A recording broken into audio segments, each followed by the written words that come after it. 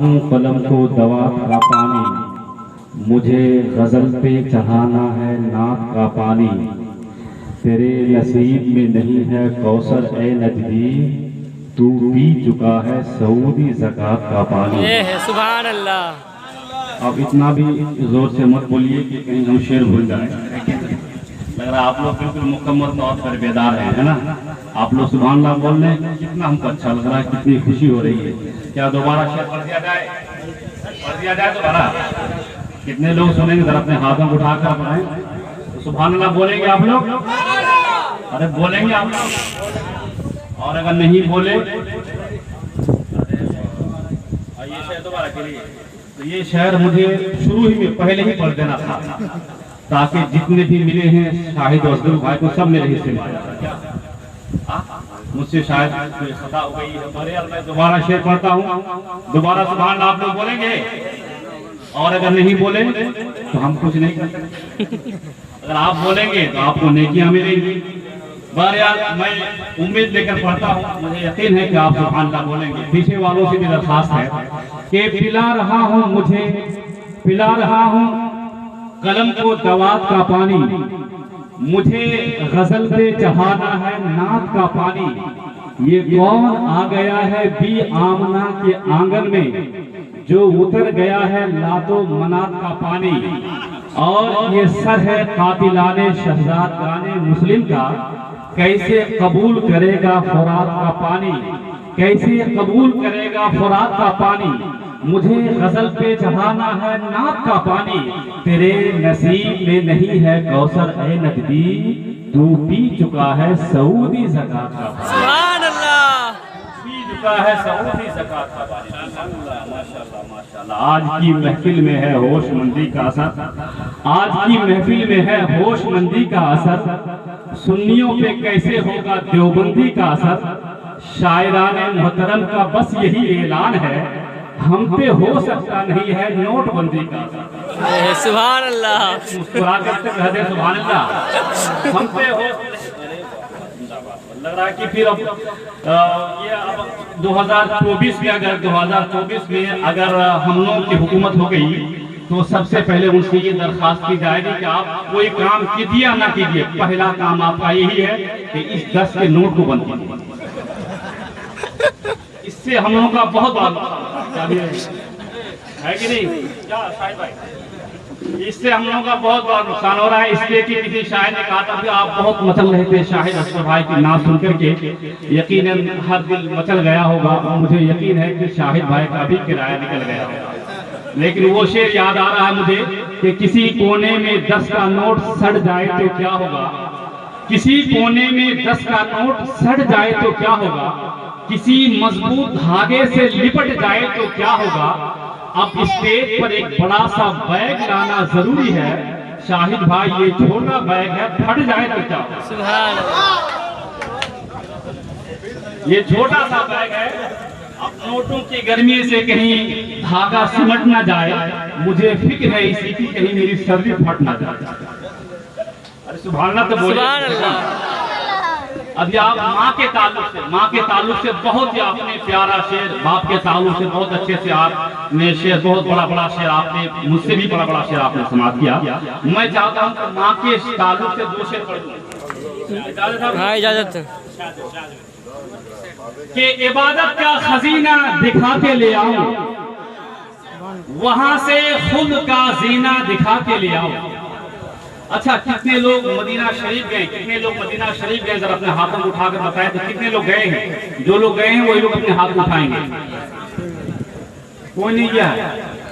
अफसोस अफसोस सद अफसोस। तो कितने लोग जाएंगे? कितने लोग जाना चाहते हैं? कितने लोग जाना चाहते हैं? यही 2-4 लोग जाना चाहते हैं। कितने लोग जाना चाहते हैं भाई?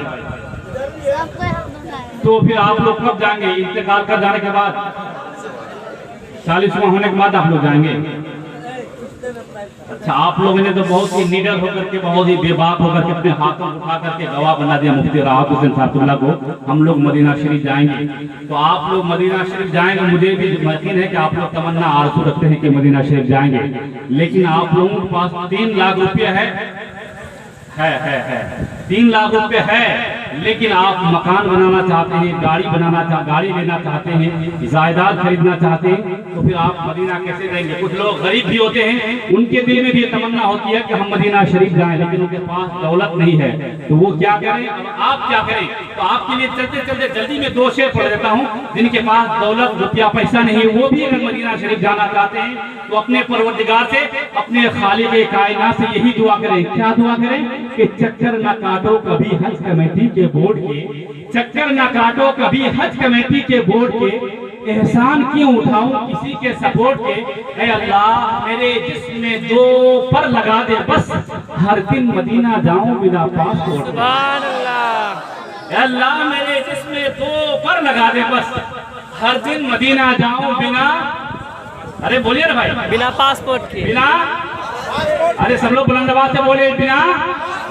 अब मैं माँ के ताल्लुक से शेर पढ़ता हूँ। जिन लोगों को अपनी माँ से सच्ची मोहब्बत है, अपनी माँ से सच्ची मोहब्बत है, वही सुभान अल्लाह बोलेगा, और जिसको अपने बच्चे की माँ से मोहब्बत है वो मुकद्दमा मैंने आपकी अदालत में रख दिया है, फैसला आपको करना है किससे आपको ज्यादा मोहब्बत है। मोहब्बत दोनों सी होनी चाहिए, लेकिन मकाम उनका, उनकी हैसियत अलग अलग है। बहरहाल मैं माँ के ताल्लुक से शेर पढ़ता हूँ कि जो लोग अपनी माँ के साथ मदीना शरीफ जाना चाहते हैं उनके लिए 2 शेर। क्या कि इबादत का खजीना दिखा के ले आऊं, वहां से खुद का जीना दिखा के ले आऊं, कि इबादत का खजीना दिखा के ले आऊं, वहां से खुद का जीना दिखा के ले आऊं। सुभान अल्लाह नहीं बोल रहे तो मुझे अच्छा लग रहा है। नहीं, हमको बहुत अच्छा लग रहा है, आप नहीं बोल रहे बहुत अच्छा लग रहा है। हालांकि मैं गलत कह रहा हूँ तो मुझे अच्छा लग रहा है, अच्छा नहीं लग रहा है कि नहीं?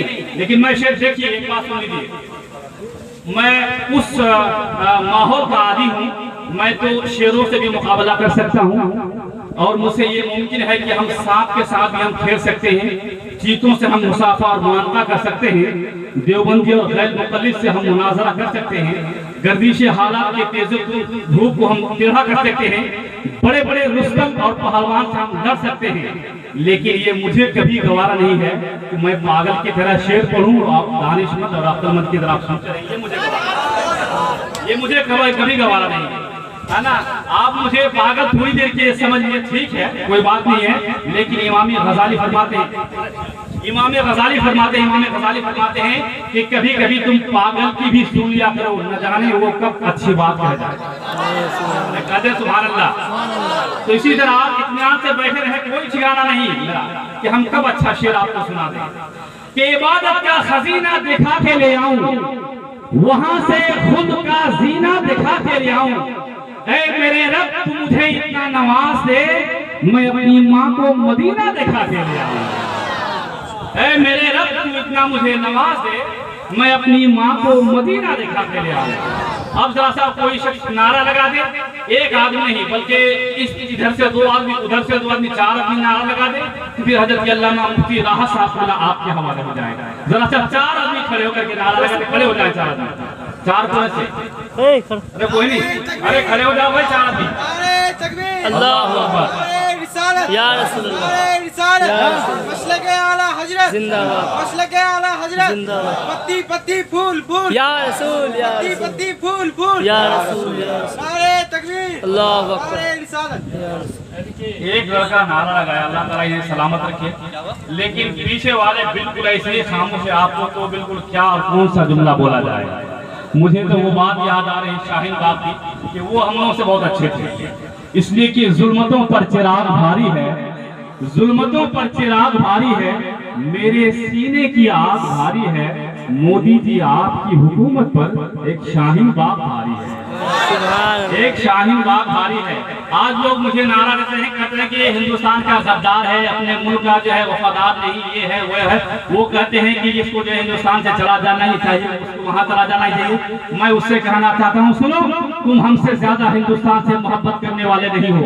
हजरत मौलाना रफीक साहब से आपने तकरीर समाज की, जब हजरत आदम अलैहिस्सलाम जन्नत से जब तशरीफ लाए तो इसी मुल्क हिंदुस्तान में तशरीफ लाए, और इसी मुल्क हिंदुस्तान में जब तशरीफ लाए यहाँ पर हमारे ख्वाजा भी हैं, हमारे आला हजरत भी हैं, साबिर पाक भी हैं, मखदूम सिन्ना हैं। जब भी तो आज से तकरीबन 1400 साल पहले 1400 साल पहले मेरे आका हुजूर अलैहिस्सलाम ने मदीना शरीफ की धरती पर बैठ करके ये इरशाद फरमाया था, क्या कि मेरे आका ने मदीना शरीफ की धरती पर बैठ करके ये इरशाद फरमाया था कि मुस्कुराती हुई तहजीब को तुमने गुमसुम किया है, मुस्कुराती हुई तहजीब को तुमने गुमसुम किया है, मेरे भारत के फजाओं को तुमने जहन्नम किया है।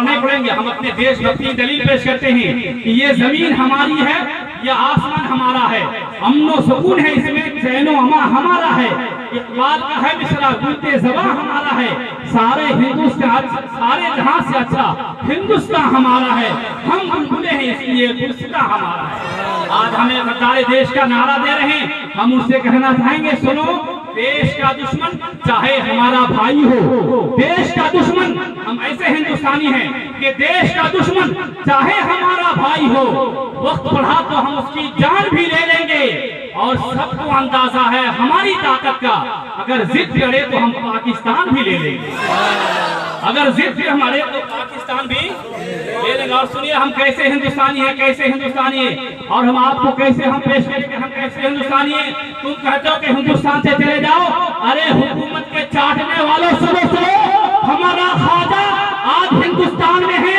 हम ख्वाजा के घर को छोड़कर जाने वाले नहीं हैं, हम बिहार छोड़कर जाने वाले नहीं हैं, हम मखदूम सिन्ना